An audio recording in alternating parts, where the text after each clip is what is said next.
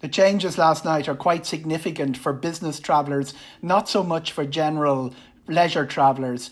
What it means is that instead of a 14-day quarantine, we now have the option of doing a test after 5 days. That means that crews are sent in to service machines. They can now do so. It means that business travellers can come in to do the face-to-face stuff, the signing of contracts, which had to be done.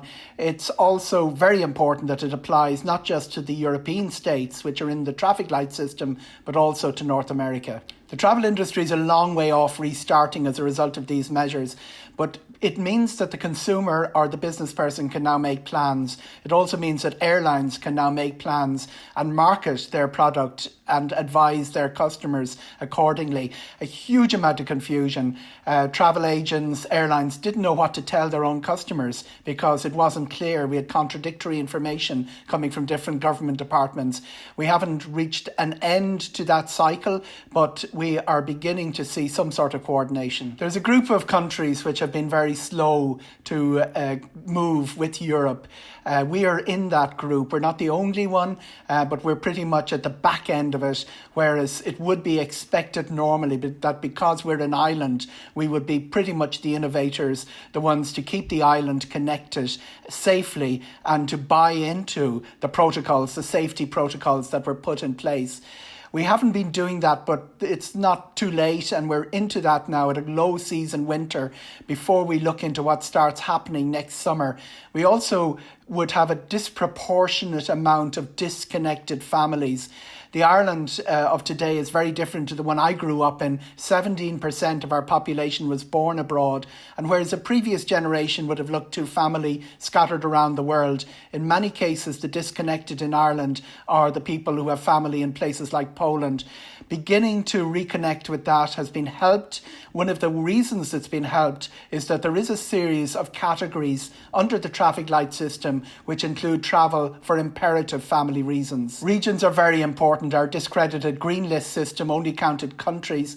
That's significant for individual provinces in large countries like Germany. It's also significant for Gran Canaria, would have a rate of 44, Lanzarote a rate of 51 for over the past 14 days per 100k, compared with a very high rate in mainland Spain. The same applies to Madeira.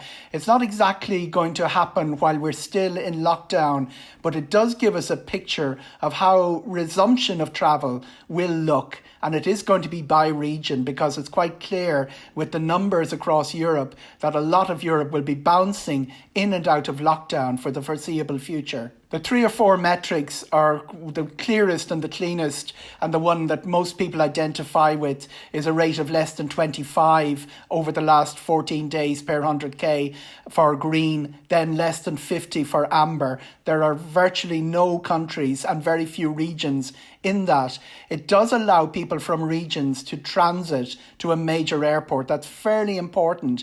That means that if you're in a region that's green or travelling to a region that's green, you can travel through a major airport on the way there.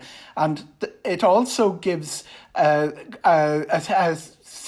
formula for people travelling for amber regions, that there is a testing process. It varies from country to country, and it's quite clear from what Ireland indicated last night that we will be going towards PCR testing. The debate about the antigen testing will probably continue, but we're not buying into it as yet.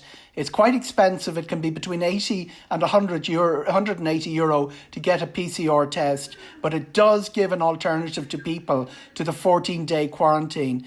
Also very worth remembering, there are still 6,300 people a day going through Dublin Airport, and a lot of them are choosing to travel to red list countries and do the self-isolation and the quarantine. It's not policed rigorously. It's almost done on an honour system, but it does appear to be working in Ireland, and a lot of people are prepared to travel if they don't have jobs to go to, if they're retired or if they're working from home. Each country will be divided by province according to their local medical system. That means that a province of Germany could end up at a very low rate, whereas another province can be very high.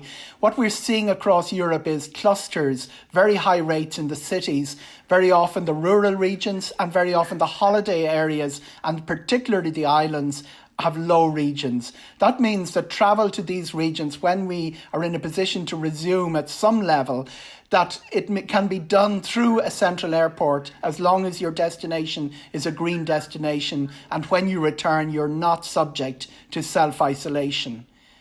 The policing of self-isolation isn't it isn't legally enforceable in Ireland. It's almost been done on an honour system, and that seems to be working. A lot of the people who are coming back and self-isolating, they're not going to places of employment, they're working from home or they're retired, and that traffic is still going on, 6,300 people a day through Dublin Airport.